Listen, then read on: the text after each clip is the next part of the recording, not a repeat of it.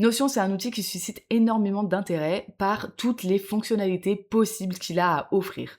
Dans l'idée, on imagine qu'on peut absolument tout faire avec Notion. D'ailleurs, c'est leur ambition de pouvoir tout faire, soit en natif dans Notion, soit de connecter tous les outils dont on a besoin pour pouvoir avoir un seul outil qui centralise absolument tout, avec comme promesse de réduire notre charge mentale au maximum et de gagner en productivité.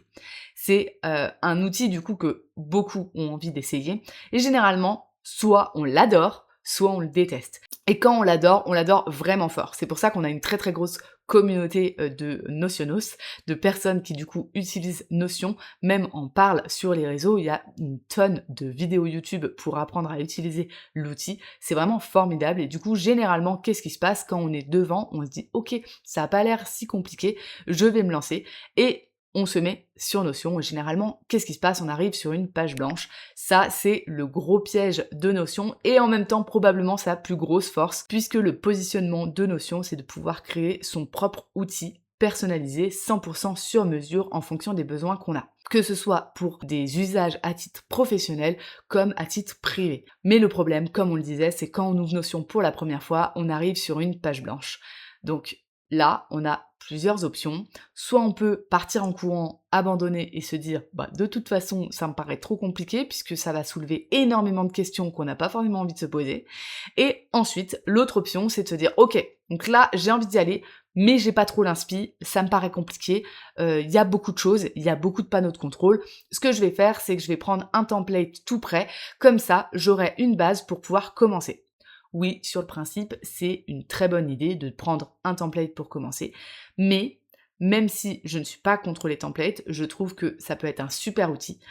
Cependant, je suis contre les templates si on n'est pas du tout formé à l'outil avant. La plupart des templates sont de très bonne qualité, même si la plupart vont aussi avoir des vidéos explicatives pour les prendre en main, ça reste ni plus ni moins que des espaces ou des morceaux d'espace qui ont été pensés par d'autres utilisateurs en fonction de leur prisme à eux, leurs besoins à eux, leurs envies à eux, leur esthétique à eux, et du coup, ils vont créer quelque chose qui leur corresponde à eux, nécessairement. Du coup, quand on arrive là-dessus, même si on a la meilleure volonté du monde, si on ne s'est pas du tout formé à l'outil, on va se retrouver face à un template qu'on ne pourra pas adapter à notre façon de fonctionner à nous. Et là, c'est quand même un vrai problème quand on veut avoir un outil qui soit 100% sur mesure et personnalisé en fonction de nos besoins à nous. Donc, c'est là où on a une vraie dissonance entre les possibilités de l'outil et ce qu'on en fait vraiment.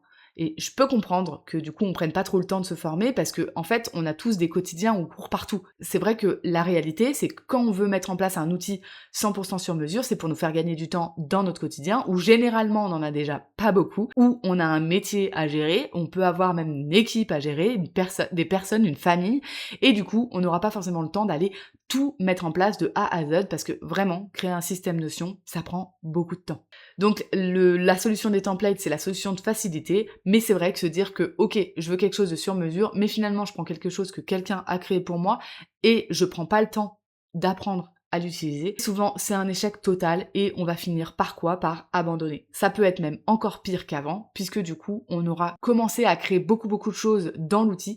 Parfois, on aura téléchargé plusieurs templates, on aura créé plusieurs bases de données qui parfois se cannibalisent les unes avec les autres, sont mal reliées entre elles, ou si on n'a pas de créé base de données, c'est encore pire, on peut avoir créé des pages dans des pages dans des pages, avec plein d'informations partout, et au final, ça peut même être plus destructeur qu'autre chose, puisqu'on va se retrouver face à un outil où il y a finalement tout ce qu'il y a dans notre tête, et ben ça se retranscrit sur l'outil. Et de la même manière. C'est-à-dire que si c'est vraiment le bazar dans notre tête, ce sera forcément le bazar dans Notion, que ce soit avec des templates ou pas. Et ça, j'ai envie de te dire que c'est uniquement la partie émergée de l'iceberg. Puisque le problème, c'est pas forcément uniquement de ne pas avoir appris à utiliser l'outil, c'est pas uniquement d'avoir téléchargé des templates et des templates et des templates, c'est finalement ça c'est que la conséquence de ne pas avoir répondu à la première question, de ne pas avoir travaillé sur la genèse de son espace Notion, à savoir à quoi il va nous servir.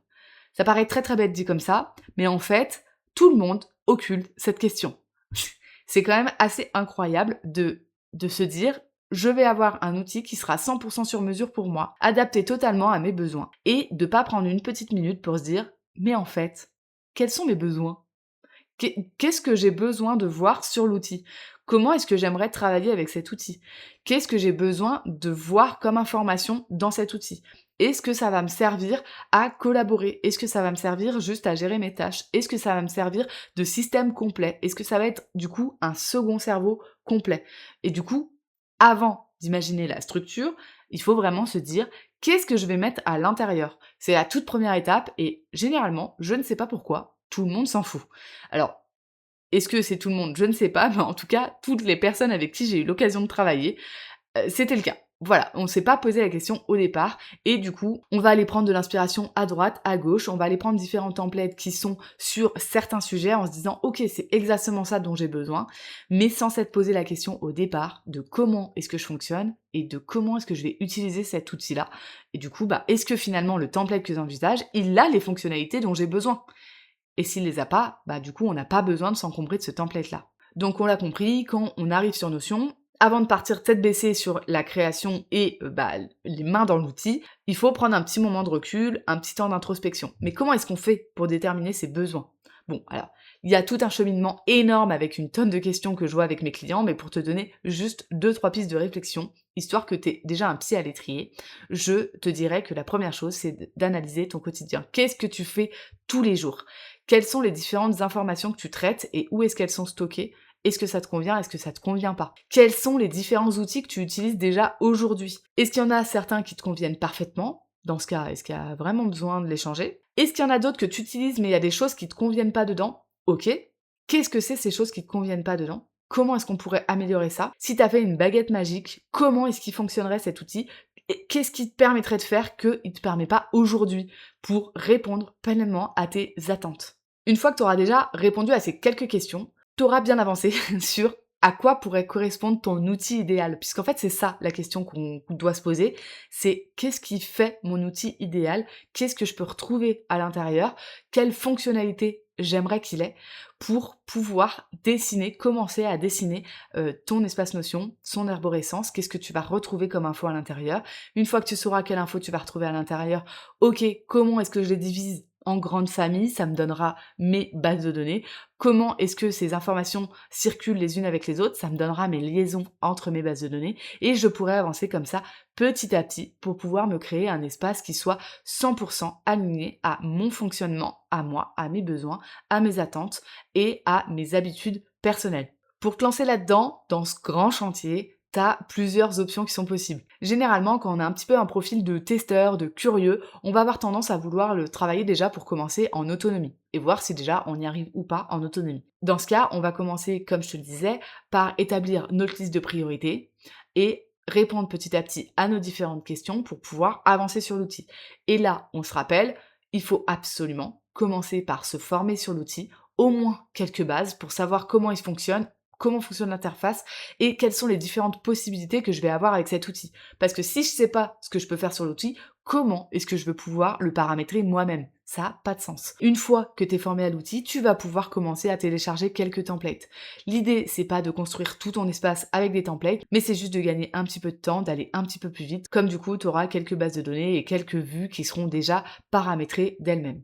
Tu peux aussi vouloir le faire tout seul, mais pas vraiment tout seul, et du coup vouloir te faire accompagner. Ne serait-ce que pour avoir quelqu'un en backup qui a un regard complètement objectif et détaché de ton entreprise, qui justement peut avoir une vision du dessus de ton entreprise, de tout ce que tu gères, et justement, comme la personne qui t'accompagne n'a pas de vision de tout ce que tu gères, elle va forcément te poser des questions pour comprendre comment est-ce que tu fonctionnes. Il n'y a pas beaucoup de personnes qui proposent ce type d'accompagnement, mais vraiment ça peut être un game changer justement pour pouvoir prendre de la hauteur sur ta façon de fonctionner, comprendre finalement quels sont tes besoins en profondeur et mettre en place un plan d'action pour ne pas t'éparpiller dans cette création d'espace Notion, parce que souvent une des grosses erreurs qu'on va avoir tendance à faire, c'est de vouloir tout faire d'un coup, alors que on peut y aller simplement pas à pas en fonction des besoins qu'on a.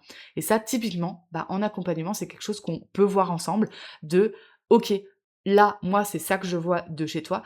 Je commencerai par ci, par ça, parce que ton besoin actuel, c'est ça ta priorité. Et pour que tu puisses mettre ça en place, eh bien, tu auras besoin aussi de ça, de ça, de ça. Et du coup, ça te donne toute une arborescence générale et ça te donne aussi des étapes pour aller créer ton espace Notion de manière sereine en te disant ok, là j'ai déjà quelque chose qui fonctionne pour ma priorité et les prochaines étapes je les mettrai en place quand j'en aurai soit plus l'utilité, soit à un autre moment quand je serai un peu moins dans le rush. Ça peut aussi être ça. La troisième option, ça va être de déléguer complètement la création de ton espace Notion.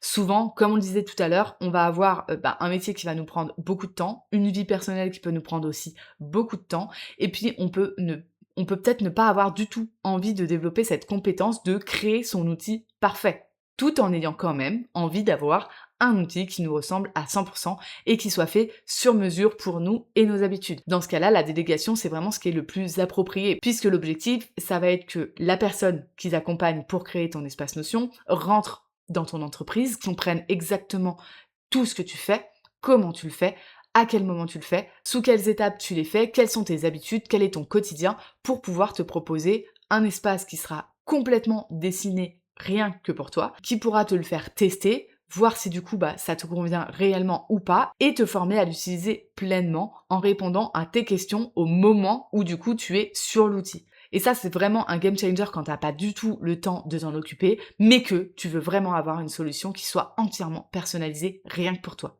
Dans tous les cas, que tu souhaites le faire en totale autonomie, te faire accompagner pour le créer toi-même ou le déléguer complètement, n'oublie pas que t'es pas obligé de partir tout de suite sur ton système de manière complète.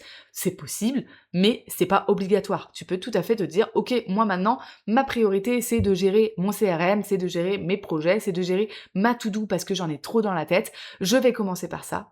Et une fois que je manipulerai bien l'outil sur cette section-là, je passerai à une autre section. Donc ça vraiment, dis-toi que tu peux y aller très bien par thème, par sphère, ce qui te permettra du coup de mieux appréhender l'outil et moins avoir l'impression que la marche est immense. Si jamais tu veux avoir ton système complet, eh bien, il n'y a pas de souci, sauf que comme on disait, fais bien étape par étape. Commence par un sujet, puis après l'autre, puis après l'autre. Maintenant que tu sais quelle est la vraie première étape pour commencer à créer son espace Notion sur mesure, si tu veux le faire en totale autonomie, suis les différentes étapes que je t'ai énoncées dans cette vidéo et puis commence petit à petit. Et si jamais tu veux te faire accompagner ou déléguer complètement la création de cet espace-là parce que finalement la technique ça t'intéresse pas, n'hésite pas, tu peux me contacter, je te mets le lien dans la description et puis on discute ensemble de ton projet, de tes attentes et de voir comment est-ce que je peux t'accompagner à avoir vraiment un espace Notion qui soit sur mesure par rapport à ton fonctionnement à toi. En tout cas, j'espère que cette vidéo t'a plu. Je te retrouve vite dans une prochaine vidéo. Bye bye!